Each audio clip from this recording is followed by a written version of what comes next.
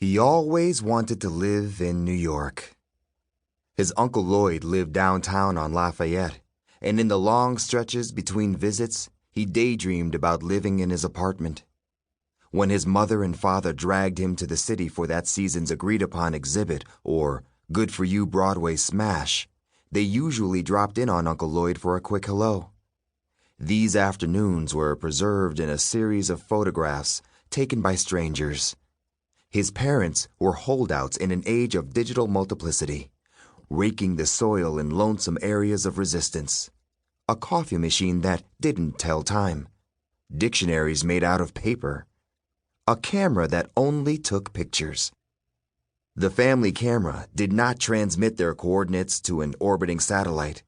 It did not allow them to book airfare to beach resorts with close access to rainforests via courtesy shuttle. There was no prospect of video, high def or otherwise. The camera was so backward that every lurching specimen his father enlisted from the passers-by was able to operate it sans hassle, no matter the depth of cow-eyed vacancy in their tourist faces or local wretchedness inverting their spines. His family posed on the museum steps or beneath a brilliant marquee with the poster screaming over their left shoulders. Always the same composition. The boy stood in the middle, his parents' hands dead on his shoulders, year after year.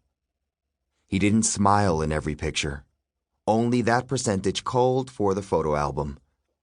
Then it was in the cab to his uncle's and up the elevator once the doorman screened them. Uncle Lloyd dangled in the doorframe and greeted them with a louche. "Welcome to my little bungalow." As his parents were introduced to Uncle Lloyd's latest girlfriend, the boy was down the hall, giddy and squeaking on the leather of the cappuccino sectional and marveling over the latest permutations in home entertainment. He searched for the fresh arrival first thing. This visit? It was the wireless speakers haunting the corners like spindly wraiths. The next, he was on his knees before a squat blinking box that served as some species of multimedia brainstem. He dragged a finger down their dark surfaces, and then huffed on them and wiped the marks with his polo shirt.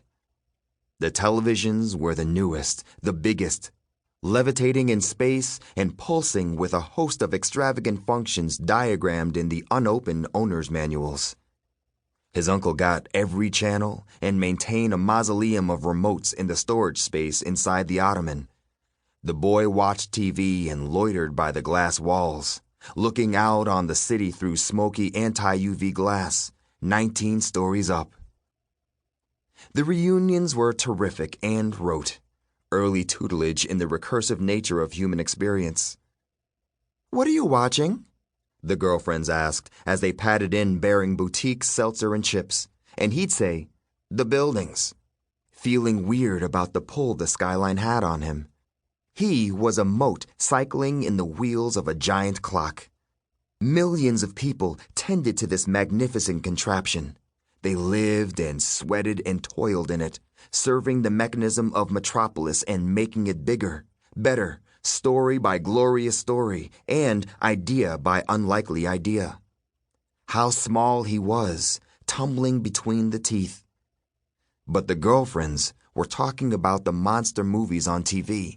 The women in the monster movies bolting through the woods or shriveling in the closet, trying not to make a sound, or vainly flagging down the pickup that might rescue them from the hillbilly slasher. The ones still standing at the credit roll made it through by dint of an obscure element in their character. "I can't stand these scary stories," the girlfriend said before returning to the grown-ups, attempting an auntly emanation as if they might be the first of their number promoted to that office. His father's younger brother was fastidious when it came to expiration dates. He liked to watch monster movies and the city churning below. He fixed on odd details. The ancient water towers lurking atop obstinate old pre-wars and, higher up, the massive central air units that hunkered and coiled on the striving high-rises, glistening like extruded guts. The tar paper pates of tenements. He spotted the occasional out-of-season beach chair jackknifed on gravel, seemingly gusted up from the street below. Who was its owner? This person staked out corners of the city and made a domain. He squinted at the slogans cantering along stairwell entrances, the day-glow threats and pigeon manifestos, AKAs of impotent revolutionaries. Blinds and curtains were open, half open, shut. Voids in a punch card decipherable only by defunct mainframes lodged in the crust of unmarked landfills. Pieces of citizens were on display in the windows, arranged by a curator with a taste for non sequitur. The splayed, pinstriped legs of an urban golfer putting into a colander. Half a lady's torso wrapped in a turquoise blazer, as glimpsed through a trapezoid. A fist trembling on a titanium desk. A shadow bobbed behind a bathroom's bumpy glass, steam slithering through the slit.